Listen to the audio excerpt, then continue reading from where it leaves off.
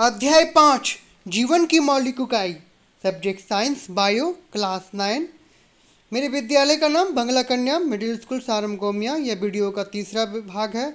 अब मैं विकास कुमार रंजन। इस वीडियो में आप जान पाएंगे विभिन्न प्रकार की कोशिकाओं के उदाहरण। दूसरा, पृष्ठ संख्या 66 के प्रश्न उत्तर। तीसरा, कोशिका किससे बनी होती है, कोशिका का संरचनात्मक संगठन क्या है। चौथा, क्रियाकलाप 5.3, 5.4, 5.5 और पृष्ठ संख्या 68 के प्रश्न उत्तर को जानना। स्वागत है बच्चों आपका क्लास 9 की जीवन की मौलिक इकाई the fundamental unit of life अध्याय 5 में। और यह एनसीईआरटी की किताब है।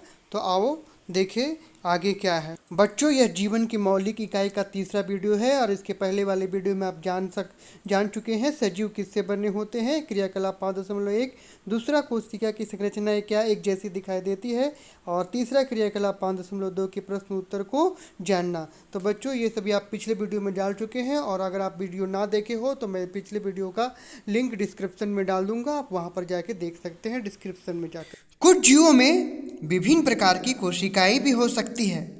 निम्नलिखित तस्वीर को देखो, ये मानव शरीर की कुछ कोशिकाएं हैं। चिकनी पेशी कोशिका, रुधिर कोशिकाएं, तंत्रिका कोशिका, अंडाणु, शुक्राणु, अस्थि कोशिका, वसा कोशिका। और ये मानव शरीर की विभिन्न कोशिकाएं हैं। कोशिकाओं की आकृति तथा आकार उनके विशिष्ट कार्यों के अनुरूप होते हैं। कुछ कोशिकाएं अपना आकार बदलती रहती है, जैसे एक कोशिक अमीबा। कुछ जीवों में कोशिका का आकार लगभग स्थिर रहता है और प्रत्येक प्रकार की कोशिका के लिए विशिष्ट होता है। उदाहरण के लिए तंत्रिका कोशिका। प्रत्येक जीवित कोशिका में कुछ मूलभूत कार्य करने की क्षमता होती है जो सभी सजीवों का गुण है। एक जीवित कोशिका ये मूलभूत कार्य कैसे करते हैं? हम जानते हैं कि बहुकोशिक जीवों में श्रम विभाजन होता है, जैसे कि मनुष्यों में। इसका अर्थ यह है कि शरीर के विभिन्न अंग विभिन्न कार्य करते हैं। जैसे मनुष्य के शरीर में हृदय रुधिर को पंप करता है तथा अमाशय भोजन का पाचन आदि। इसी प्रकार एक कोशिक में भी श्रम विभाजन होता है। वास्तव में ऐसी प्रत्येक कोशिका में कुछ विशिष्ट घटक होते हैं जिन्हें कोशिकांग कहते हैं। चाहे कोशिका जैसी भी हो, लेकिन प्रत्येक में एक विशेष प्रकार के घटक होते हैं जिन्हें कोशिकांग कहते हैं। प्रत्येक कोशिकांग एक विशिष्ट कार्य करता है। प्रत्येक कोशिकांग का एक अलग विशेष कार्य होता है, जैसे कोशिका में नए पदार्थ का निर्माण, अपशिष्ट पदार्थों का निष्कासन आदि। इन कोशिकांगों के कारण ही एक कोशिका जीवित रहती है और अपनी सभी कार्य करती है। ये कोशिकांग मिलकर एक मूलभूत इकाई बनाते हैं जिसे कोशिका कहते हैं। एक बड़ा रुचिकर है कि सभी कोशिकाओं में एक ही प्रकार के कोशिकांग होते हैं। इसमें कोई फर्क नहीं पड़ता किसका कार्य क्या है अथवा किस जीव में पाई जाती है। चाहे जो भी जीव हो, सब में कोशिकांग पाए जाते हैं और उनका कार्य एक ही होता है। अब हम प्रश्न के उत्तर को जानते हैं। कोशिका की खोज किसने की और कैसे की? तो इसका उत्तर है कोशिका की खोज सर्वप्रथम रॉबर्ट हुक ने की। उन्होंने 1665 में कॉर्क की पतली छीलन को अपने बनाए गए सूक्ष्मदर्शी में देखा, जिसमें मधुमक्खी के छत्ते जैसी छोटी छोटी कोठरियां दिखाई दी, जिन्हें उन्होंने सेल कोशिका का नाम दिया। प्रश्न 2, कोशिका को जीवन की संरचनात्मक क्रियात्मक इकाई क्यों कहते हैं? तो इसका उत्तर है सभी जीवों का शरीर अत्यंत छोटी छोटी कोशिकाओं से बना होता है, इसलिए इसे जीवन की संरचनात्मक इकाई कहते हैं। एक जीवित कोशिका वह सभी मूलभूत क्रिया श्वसन, पाचन, उत्सर्जन कर सकती है जो जीवन के लिए आवश्यक होती है, इसलिए कोशिका को क्रियात्मक इकाई कहते हैं। कोशिका किससे बनी होती है? कोशिका का संरचनात्मक संगठन क्या है?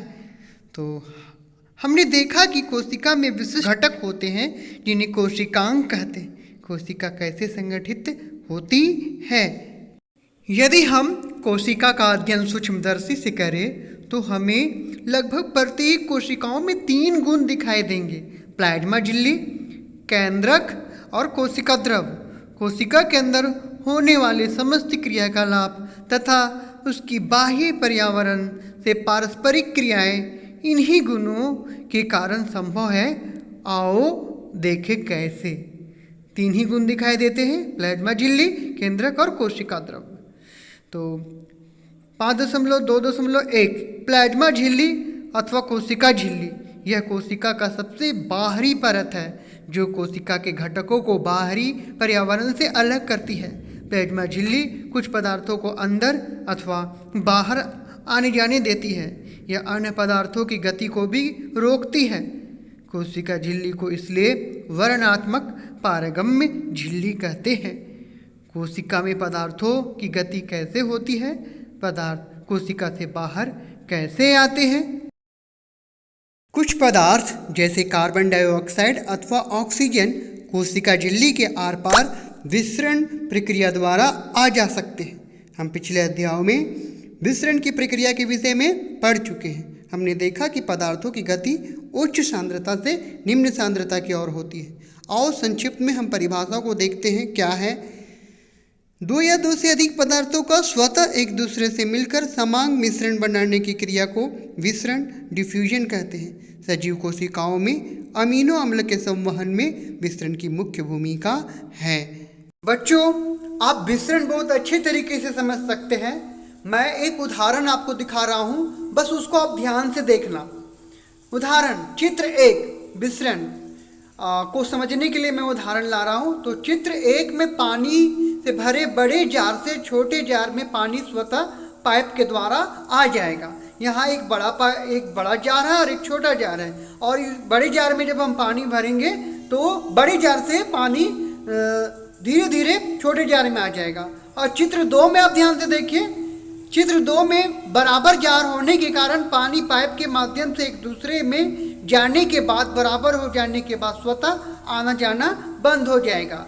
मतलब 2 बराबर जार लेंगे और दोनों में पानी, एक में पानी भरेंगे तो एक नली के द्वारा, जो जुड़ा हुआ नली है उसके द्वारा दोनों जारों में पानी जाने लगेगा। लेकिन एक ऐसी स्थिति आएगी जब पानी बराबर हो जाएगा तो पानी आना जाना बंद होगा। तो बच्चों, विसरण और यहाँ पर जो पानी का आना जाना जो स्वतः हो रहा था, इसी तरह की प्रक्रिया विसरण में भी होती है। और आओ इस पर विस्तार से हम थोड़ा जानकारी प्राप्त कर लेते हैं। कुछ इसी प्रकार की प्रक्रिया कोशिका में होती है। उदाहरण के लिए, जब कुछ पदार्थ CO2 जो एक कोशिकीय अपशिष्ट है और जिसका निष्कासन आवश्यक है, कोशिका में एकत्र हो जाती है तो उसकी सांद्रता बढ़ जाती है। कोशिका में बाह्य पर्यावरण में CO2 की सांद्रता कोशिका में स्थित CO2 की सांद्रता की अपेक्षा कम होती है। जैसे ही कोशिका के अंदर और बाहर CO2 की सांद्रता में अंतर आता है, उसी समय उच्च सांद्रता से निम्न सांद्रता की ओर विसरण द्वारा कोशिका से CO2 बाहर निकल जाते हैं।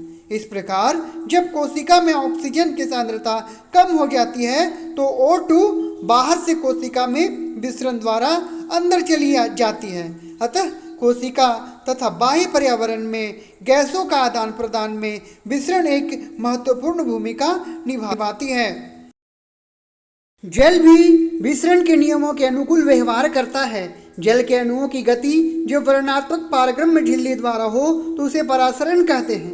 प्लाज्मा झिल्ली से जल की गति जल में घुले पदार्थों की मात्रा के कारण भी प्रभावित होती है। इस प्रकार परासरण में जल के अणु वर्णनात्मक पारगम्य झिल्ली द्वारा उच्च जल की सांद्रता से निम्न जल की सांद्रता की ओर जाते हैं।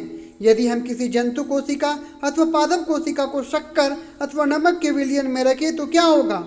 निम्नलिखित 3 घटनाओं में से एक घटना हो सकती है। पहला, यदि कोशिका को तनु विलयन वाले माध्यम अर्थात जल में शक्कर अथवा नमक की मात्रा कम और जल की मात्रा ज़्यादा है में रखा गया है तो जल परासरण विधि द्वारा कोशिका के अंदर चला जाएगा। ऐसे विलयन को अल्प परासरण दाबी विलयन कहते हैं। जल के अणु कोशिका झिल्ली के दोनों ओर आवागमन करने के लिए स्वतंत्र होते हैं। लेकिन कोशिका के अंदर जाने वाले जल की मात्रा कोशिका के बाहर आने वाले जल की मात्रा से अधिक होगी। इस प्रकार शुद्ध परिणाम यह होगा कि जल कोशिका के अंदर गया, इससे कोशिका फूलने लगेगी। दूसरा, यदि कोशिका को ऐसे माध्यम विलयन में रखा जाए जिसमें बाह्य जल की सांद्रता कोशिका में स्थित जल की सांद्रता के ठीक बराबर हो, तो कोशिका झिल्ली में जल की कोई शुद्ध गति नहीं होगी। ऐसे विलयन को समपराशरी विलयन कहते हैं। जल कोशिका झिल्ली के दोनों ओर आता जाता है, लेकिन जल की जो मात्रा अंदर गई उतनी मात्रा बाहर आ जाती है। इस प्रकार व्यापक रूप से जल की कोई गति नहीं हुई, इसलिए कोशिका के माप में कोई परिवर्तन नहीं आएगा। तीसरा, यदि कोशिका के बाहर जाने वाले विलयन अंदर के घोल से अधिक सांद्र है तो जल परासरण द्वारा कोशिका से बाहर आ जाएगा। ऐसे विलयन को अति परासरण दाबी विलयन कहते हैं।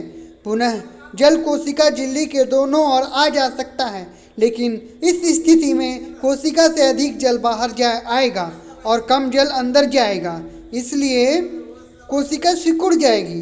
परासरण इस प्रकार विसरण की एक विशिष्ट विधि है जिसमें वर्णात्मक झिल्ली द्वारा गति होती है। आओ निम्नलिखित क्रियाकलाप करें। 5.3 अंडे से परासरण। पहला, अंडे को तनु हाइड्रोक्लोरिक अम्ल में डालकर इसके क्वच को हटाओ। इसका क्वच अधिकांशतः कैल्शियम कार्बोनेट का बना होता है। एक पतली बाह्य त्वचा झिल्ली अब आगे पृष्ठ जाने से पहले मैं समझा दे रहा हूँ कि यहाँ हाइड्रोक्लोरिक अम्ल लेने के लिए बोला गया है। तो अगर आपको हाइड्रोक्लोरिक अम्ल ना मिले तो आप विनेगर भी ले सकते हैं, जो बाज़ार में आसानी से मिल सकता है। विनेगर में अंडे को डाल देने से ये होगा कि चूँकि अंडे के ऊपर कैल्शियम होता है और कैल्शियम विनेगर में घुल जाएगा और ये इस तरह से दिखेगा और ऊपर का जो परत है वो बिल्कुल हट जाएगा। तो आओ हम दूसरे पेज में चलते हैं कि क्या लिखा हुआ है। देखते हैं, अंडे को शुद्ध जल में रखो और 5 मिनट के बाद इसका अवलोकन करो। आप क्या देखते हैं? अंडा फूल जाता है क्योंकि परासरण जल अंडे के अंदर चला जाता है। तो ऊपर वाले क्वच को निकालकर जब हम पानी में रखेंगे तो अंडा पहले से ज़्यादा अपेक्षा फूल जाएगा। और भी इसी प्रकार एक क्वच रहित अंडा नमक के सांद्रित विलयन में रखें और 5 मिनट तक उसका अवलोकन करें। अंडा सिकुड़ जाता है, क्यों? तो इसका जवाब है जल अंडे से निकलकर नमक के विलयन में आ जाता है क्योंकि नमक का घोल अधिक सांद्रित है। इस प्रकार का क्रियाकलाप हम सूखी किशमिश अथवा खुबानी में भी करने का प्रयास कर सकते हैं। बच्चों, ध्यान देने वाली बात है कि क्रियाकलाप 5.3 में आप तनु हाइड्रोक्लोरिक अम्ल की जगह पर विनेगर का प्रयोग करेंगे, लेकिन विनेगर का प्रयोग करने पर अंडे से क्वच का हटने में 1 दिन का समय लग जाएगा, लेकिन तनु हाइड्रोक्लोरिक अम्ल से तुरंत हट जाता है। तो इस बात का ध्यान रखेंगे आप सभी। आओ अब हम क्रियाकलाप 5.4 देखते हैं। सूखी किशमिश अथवा खुबानी को केवल जल में रखो और कुछ समय के लिए उसे छोड़ दो। उसके बाद उसे शक्कर अथवा नमक के सांद्रित विलयन में रखो। आप निम्नलिखित अंतर देखेंगे। ए, जब उन्हें जल में रखा गया तो वो जल ग्रहण करके फूल गई, जो हम इस क्रियाकलाप में देखते हैं। जैसे इस किशमिश को पानी में डाल रहे हैं और कुछ देर तक उसे छोड़ देंगे तो वो पानी में फूल जाएगा और आप देखते जाइए। और फिर उसके बाद कह रहा है कि उसे सांद्रित विलयन में सांद्रित घोल में रखा गया तो वो जल को बाहर निकालकर सिकुड़ गई। तो यहाँ 2 परिस्थिति हुई, फूल गई और सिकुड़ गई। तो बच्चों, मुझे आशा होगी कि आप अब तक परासरण को समझ चुके होंगे और मैं पाठ को आगे बढ़ा रहा हूँ। एक कोशिकीय अलवणीय जलीय जीवों तथा अधिकांश पादप कोशिकाएं परासरण द्वारा जल ग्रहण करते हैं। पौधों के मूल द्वारा जल का अवशोषण परासरण का एक उदाहरण है। इस प्रकार कोशिका के जीवन में विसरण जल तथा गैसों के आदान प्रदान की प्रक्रिया में महत्वपूर्ण भूमिका निभाता है। इसके अतिरिक्त विसरण कोशिका को अपनी बाहरी पर्यावरण से पोषण ग्रहण करने में सहायता करता है। कोशिका से विभिन्न अणुओं का अंदर आना तथा बाहर निकलना भी विसरण द्वारा ही होता है। इस प्रकार के परिवहन में ऊर्जा की आवश्यकता होती है। प्लाज्मा झिल्ली लचीली होती है और कार्बनिक अणुओं जैसे लिपिड तथा प्रोटीन की बनी होती है। प्लाज्मा झिल्ली की रचना हम केवल इलेक्ट्रॉन सूक्ष्मदर्शी से देख सकते हैं। कोशिका झिल्ली का लचीलापन एक कोशिक जीवों में कोशिका के बाह्य पर्यावरण से अपना भोजन तथा अन्य पदार्थ ग्रहण करने में सहायता करता है। ऐसी प्रक्रिया को एंडोसाइटोसिस कहते हैं। अमीबा अपना भोजन इसी प्रक्रिया द्वारा प्राप्त करता है। क्रियाकलाप 5.5 विद्यालय के पुस्तकालय अथवा इंटरनेट से इलेक्ट्रॉन सूक्ष्मदर्शी के विषय में पता करें। इसके विषय में अपने अध्यापक से चर्चा करें। तो आओ देखते हैं। बच्चों, अब आपके सामने इलेक्ट्रॉन सूक्ष्मदर्शी की तस्वीर है और इसमें होने वाली क्रियाविधि को आप देख रहे हैं। आइए हम विस्तार से इलेक्ट्रॉन सूक्ष्मदर्शी को जानते हैं। इलेक्ट्रॉन सूक्ष्मदर्शी क्या है? इलेक्ट्रॉन सूक्ष्मदर्शी जैविक और गैर जैविक नमूने की उस संकल्प छवियों को प्राप्त करने के लिए एक तकनीक है। यह उत्तक कोशिकाओं, ऑर्गेनेल्स, अंगों, मैक्रोमोलिकुलर बृहदणु परिसरों की विस्तृत संरचना की जांच के लिए जैव चिकित्सा अनुसंधान में प्रयोग किया जाता है। रोशनी विकिरण के स्रोत के रूप में ईएम छवियों का उच्च रिजोल्यूशन इलेक्ट्रॉन के उपयोग से होता है, जिसमें बहुत ही कम वेवलेंथ होती है। 1931 में पहला इलेक्ट्रॉन सूक्ष्मदर्शी बर्लिन विश्वविद्यालय के एक भौतिक विज्ञानी अर्नेस्ट ट्रुक्का और एक विद्युत अभियंता मैक्स नोल ने बनाया था। इलेक्ट्रॉन सूक्ष्मदर्शी कैसे काम करता है? तो इलेक्ट्रॉन सूक्ष्मदर्शी 4 प्रकार से काम करता है। उसमें प्रकाश की स्रोत की जरूरत होती है, नमूना, दूसरा में नमूना, तीसरा में लेंस जो नमूना से बड़ा बनाता है, और चौथा आप जो नमूना देखते हैं उसकी विस्तृत छवि। इलेक्ट्रॉन सूक्ष्मदर्शी के 3 प्रकार होते हैं: transmission electron microscope, scanning electron microscope और प्रतिबिंब इलेक्ट्रॉन माइक्रोस्कोप। पहला TEM, दूसरा SEM और तीसरा REM। अब आओ हम प्रश्न को हल करते हैं।